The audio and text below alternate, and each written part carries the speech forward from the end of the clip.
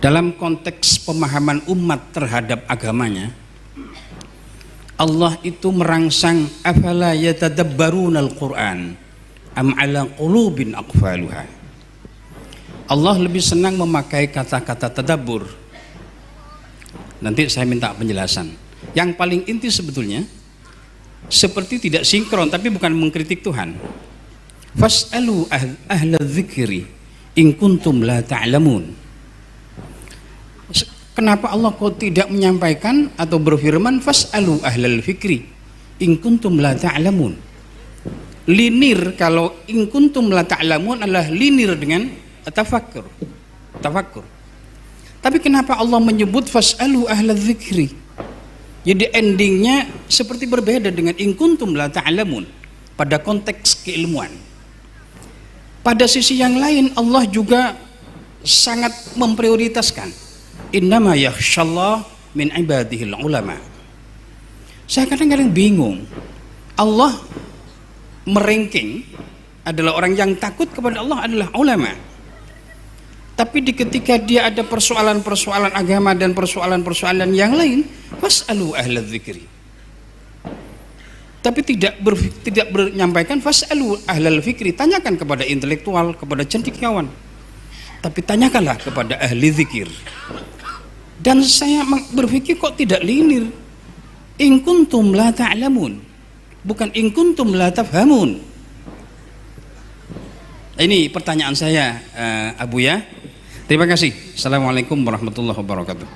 Pakai ini tawadhu sekali ya. Ngaku bodoh tapi baca ayatnya canggih. Emang begitu orang alim ya. Barakallahu fikum. Afala yatadabbaruna al-Qur'an, itu yang menarik. Kok enggak justru yang harus dikritisi itu? Jadi itu bukan mengkritisi Tuhan, tapi kita mengkritisi fikir kita dalam memahami ayat Tuhan. Karena fikir kita nggak nyampe. Allah nggak ngomong afala yatafakkaruna al-Qur'an, yaqul afala yatadabbarun la yatafakkarun.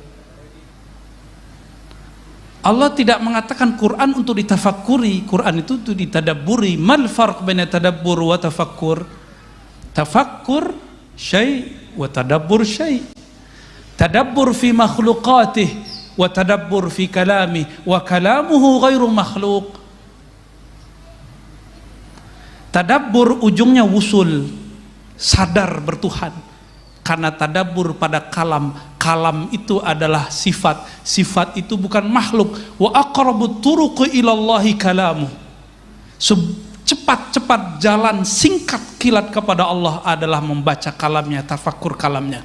Itulah thariqat Imam Syafi'i. Maka Imam Syafi'i khatam Quran dari pagi sampai asar, asar sampai subuh, khatam Quran. Aqrabut turuq ilallah. Itu tadabbur. Maka tadabbur akhiruhul wusul ilallah, wusul ila ma'rifatil kalam wa man yatakallam. Ya, lain dengan tafakkur. Di surat Al-Imran jelas wa yatafakkaruna fi khalqis samawati wal ard. Ini yang mesti kita matchkan. Kalau enggak match, enggak munasib, akan kebalik-balik sampai nanti. Maka yang kita kritisi bukan Tuhannya, bukan kalamnya, tapi yang tidak matching dalam uslub fikir kita. Yatafakkaruna fi khalq. Nah, ini kata kuncinya. Mereka tafakkur mengenai penciptaan alam. Maka fikrah dia hanya mampu mencapai ranah yang disebut makhluk. Sedangkan tadabbur dia tembus kepada Khalik. Jadi bolehkah mengenal Allah? Boleh. Mungkinkah mengenal Allah? Amkan, bal lebih mungkin. Tetapi tidak boleh memfikirkan Allah. Lalu kenapa fas'alu ahlal dzikri? Kok bukan ahlal fikri? Sudah terjawab? Al-fikr di Quran tidak pernah digunakan kata ism, selalu fi'il.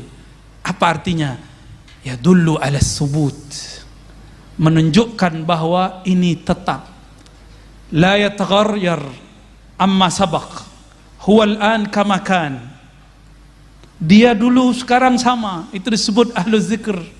Karena zikr tetap, zikr nggak akan berubah. Sekali kita bertemu Allah nggak akan lupa kepada Allah SWT. Sekali Allah menyebut nama kita, selama-lamanya Allah menyebutnya. Man zakarani fi nafsihi zakartu fi nafsi. Siapa yang ujung dari wiridnya, ujung dari fikroh riyadhahnya, dia menyebut namaku dalam dirinya, aku akan sebut dia dalam diriku. Itu kan terjemahan. Duluan mana, yang qadim atau yang hadis menyebut? Kita ini hadis baru, Allah qadim. Siapa yang dulu menyebut? Dia yang dulu menyebut. Allah itu qadim, thabit, la yataghayyar, la yasbikuhul adam. Maka ahlu zikr qalbuhu muta'alliq bi muqallibil qulub wa huwa thabitun daimun abadiyun sarbadiyun. Si qalbu ini, jika dia ahli zikir, qalbunya langsung berkiblat kepada Allah yang tidak pernah berubah-ubah. Disitulah fas'alu ahla dzikr. Tapi kalau fas'alu al fikr, hari ini ditanya lain, besok lain. Apalagi ahlul hifz, hafalannya bisa hilang-hilang ya. Maka berkata Ibn Aslam, ya, saya ingat saya namanya di Sahih Bukhari Muslim itu, di Sahih Muslim, dia mengatakan, saya bertemu guru saya Sufyan, saya bertanya berapa persoalan, dia jawab dengan jawaban yang A. Lalu ketemu Ibn Aslam, lain lagi jawabannya, ketemu ini lain lagi jawabannya. Padahal semuanya ahli hadis, ahli Quran. Karena ikhtilaful hifz, beda lagi istinbatnya ya. Jadi kenapa fas'alu ahla dzikr in kuntum la ta'lamun? Karena ahlu dzikr ini dia bergantung dengan Maha Allamul Ghuyub, Al-Alim ya, yang mengetahui ma fis sudur. Kalau kita nanya ke ahli zikir, apa yang kita mau dijawab. Tapi kalau tanya ke ahli fikir, lain yang kita tanya, lain jawabnya. Apalagi ahlul hifz, kita nanya apa, dia jawabnya apa, gagal faham. Jawaban-jawaban gagal faham inilah yang membuat umat ya dribu ba'duhum ba'dah. Sesama aswaja jontok-jontokan, ini kan sarungnya sama ya, sama-sama apa tuh ya, tasbihnya sama, kunutnya sama, giliran pemilihan jontok-jontokan ya. Beda boleh, ad-darb mamnu ya, ikhtilaf matlub fid din. Emang itu maunya Allah. Allah maunya umat ini yakhtalif, tapi Allah tidak mau yadribu ba'dukum riqaba ba'd, itu yang Allah nggak mau. Maka kita membedakan ada ikhtilaf dengan iftirat, kita bedakan selalu. Itu sekelumit Kiai ya, takut nanti kepanjangan. Wallahu a'lam bissawab. Assalamualaikum warahmatullahi wabarakatuh. Karena saya belum terkenal, saya kenalkan diri dulu. Saya Zainab Ali Hisham Ali Wafa. Kebetulan saya tidak sekolah Buya. Saya hanya sekolah formal di MINU dan saya tidak pernah mondok. Jadi saya ingin bertanya barusan tentang apa yang Buya katakan terakhir, yaitu tentang mahabbah. Guru saya pernah mengajarkan, pernah berkata ad-din al-hubbu. Dan suami saya mengatakan ad-din at-taklif. Sedangkan kakak saya mengatakan ad-din al-aqlu. Karena la dina liman la aqlalah. Kembali kepada mahabbah, saya ingin bertanya bagaimana tentang ad-din al-hubbu menurut pendapat Buya sebagai ahli thariqah. Demikian, assalamualaikum warahmatullahi wabarakatuh. Bu Nyai, siapa tadi? Zainab. Saya juga tidak pernah nyantri sebelum kuliah, tapi dulu waktu masih MTSN dan MAN, saya nyantri kalong. Pulang jam 2 itu udah biasa. Nyantri kalong ke mana-mana, karena ada kemunduran pesantren di kampung kami di zaman saya masih muda remaja. Sekarang masih muda juga sih. Dulu ada ratusan ma'had di tempat kami mati suri. Maka saya iri dengan orang-orang Madura. Setiap pojok, setiap gang ada pesantren. Ya, bahkan dalam satu gang ada lebih dari satu pesantren. Kok bisa ya? Pulaunya nggak sebesar Sumatera, tapi pesantrennya sangat ramai luar biasa. Barakallahu fikum. Ya. Itu sebabnya ketika Allah izinkan saya membaca kitab-kitab kuning, kitab-kitab tidak berharokat, saya nggak mau lepasin waktu kuliah. Itu alasannya. Jadi saya baru mampu baca kitab itu kelas 1 man. Baru mampu baca kitab. Didoakan seorang mursyid namanya Syekh Hasan Basri, yang saya dulu ngaji kitab hikam dengan beliau. Tapi waktu beliau ngajar kitab, saya belum bisa baca, cuma tahu halamannya. Kalau halaman kan kita juga tahu kan, ya, angka-angka. Didoakan beliau meninggal. Gak lama setelah itu saya kayak mengerti aja baca kitab, heran juga. Dalam waktu cuma pendek 3 bulan, ya, barokah al-madad minas sadah, ya. Jadi nggak bisa Ustaz, torikoh laduni pisah dari kitab, nggak bisa. Semuanya dari kitab, ya. Kita berbicara dengan apa yang kita rasakan. Ini yang saya rasakan, ya. Dalam saya, kenapa kemudian muncul nasionalisme dalam diri saya, muncul hubbul watan dalam kolbu saya, itu karena hasil baca kitab, ya. Lalu apalagi tadi pertanyaannya? Ya, ada ungkapan, ini ingat, ini bukan hadis. La aqla liman la dinalah, itu bukan hadis. Tapi itu ungkapan ulama. Sama dengan awaluddin ma'rifatullah, itu bukan hadis. Itu kalam ulama. Ya. Tidaklah ada agama bagi orang tidak ada akal. Maka ad-din aqlun. Tapi ingat, ini athar falsafah. Ini pengaruh falsafah dalam beragama. Lalu bagaimana dengan ad-din taklif? Agama itu beban, tugas. Ini atharul fuqaha, pengaruh ahli fikih. Lalu ad-din al-hub, ini pengaruh dari ahlul ihsan. Jadi lengkap sudah. Ini bukan untuk dibenturkan, tapi ini 3 jalan yang harus 3 rukun yang mesti digabung. Fama huwa ad-din? Ad-din salasah. Al-aqlu wat-taklifu wal-hubbu. Itulah Islam, iman, ihsan. Dan semuanya ada di kitab. Ya. Jadi hub itu cinta.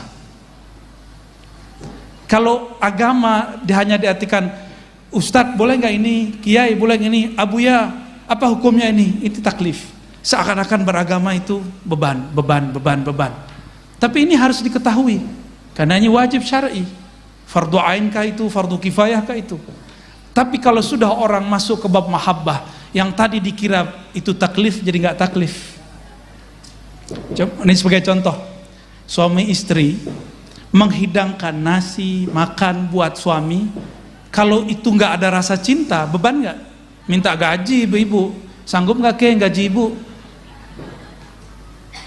Nggak sanggup kita ngaji istri-istri kita, nggak sanggup. Babysitter berapa gajinya?